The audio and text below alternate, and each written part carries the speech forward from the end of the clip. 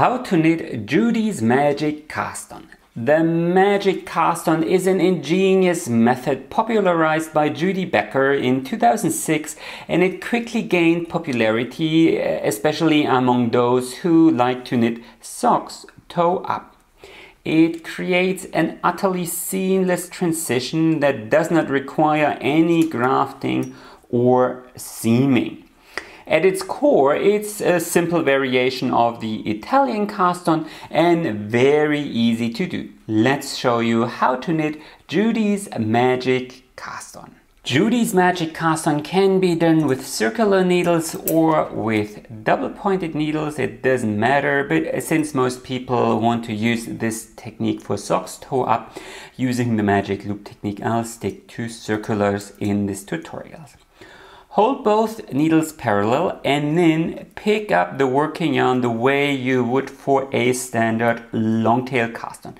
And then you have to start with a simple twisted loop around your top needle. So just a simple twisted loop.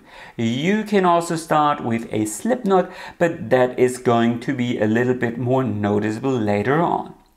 And from here, you simply have to weave your needles around the yarn.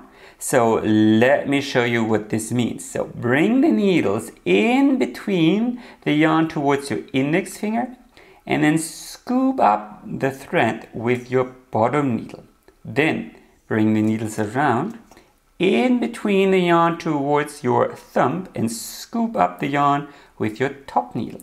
And that is already the full repeat. Let's do that one more time. So bring the needles in between, scoop it up with the bottom needle, in between, scoop it up with the top needle, sorry. Let's do that a couple of more times in slow motion.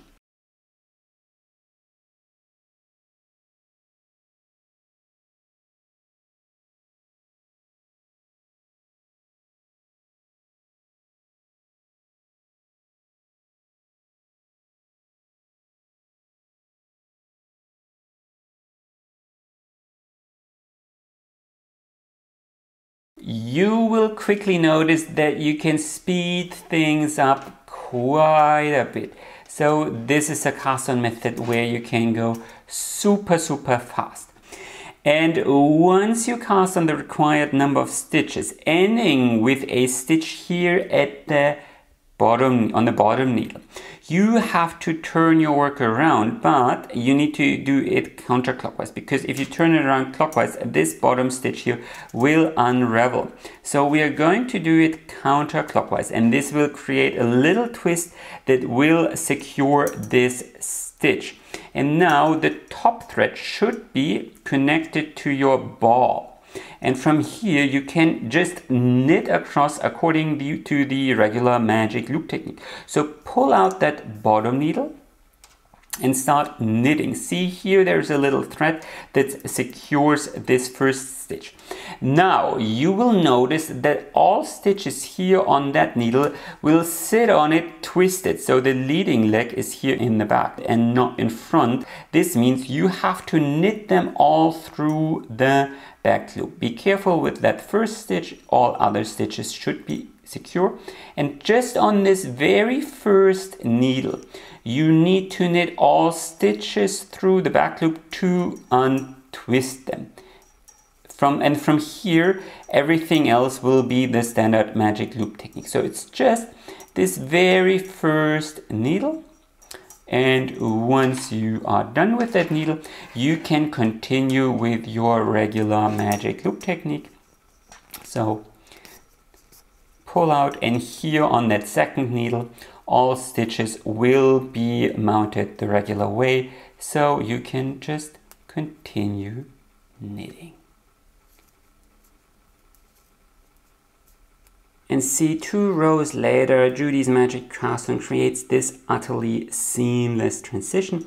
And because we didn't start with a slip knot, you don't end up with a visible knot here either. Should you notice that this very first row here, those first stitches are a little bit looser, you can pick up a spare needle and carry that little bit of excess here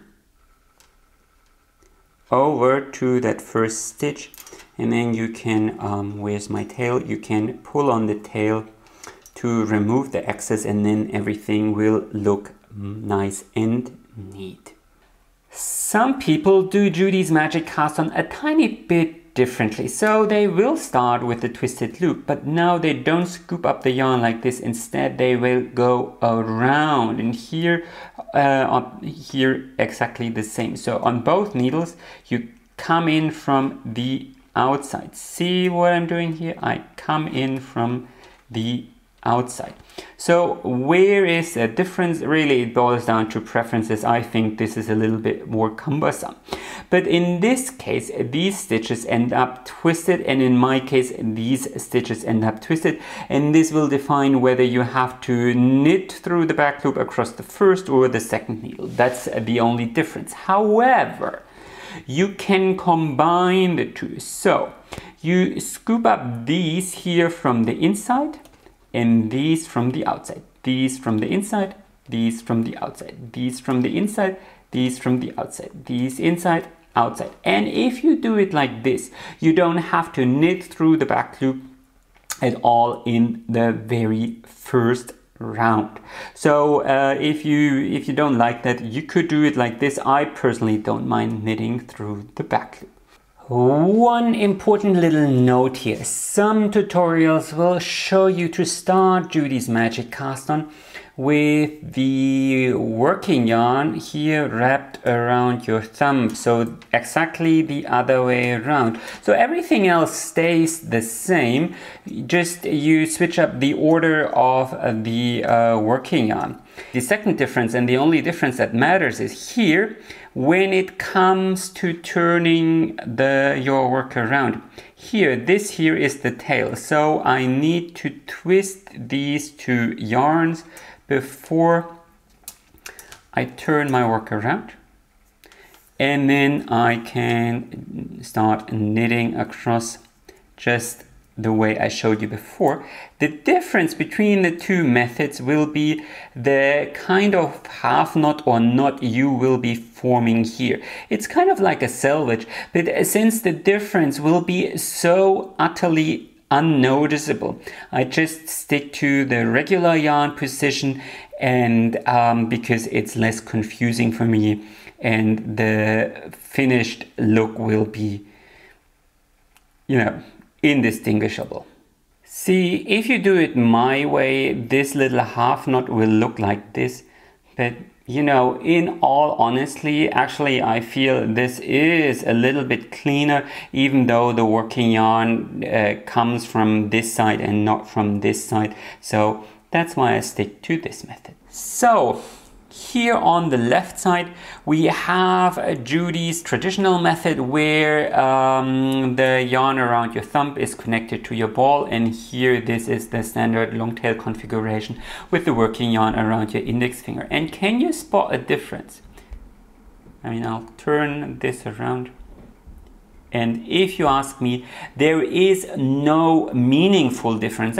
Sure, there is a difference, but does it matter? I don't feel it does, and that's why I just continue holding my yarn the regular way, because that's I feel that's less confusing. But of course, it's up to you and your preferences. I just feel that this is much easier.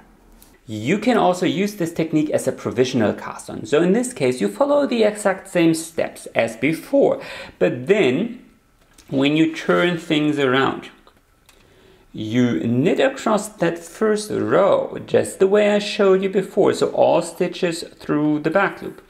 But then you don't knit across this second row. Instead, you turn your work around and just start knitting flat here. And here, these bottom stitches on the bottom needle, you put them on a stitch holder, or maybe you do it with two circular needles so they are on the cord, and you can just continue knitting. See here at the end of this needle, I would normally pull on my cord and start knitting across this second needle.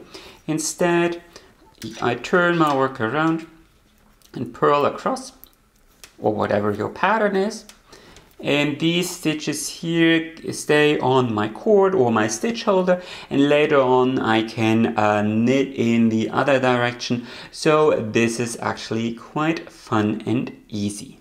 Anyway, that's how to knit Judy's Magic Cast On. Please like this video if you enjoyed watching. Comment with your questions and your feedback, and of course don't forget to subscribe in case you don't want to miss any new videos. Happy knitting and enjoy the rest of your day.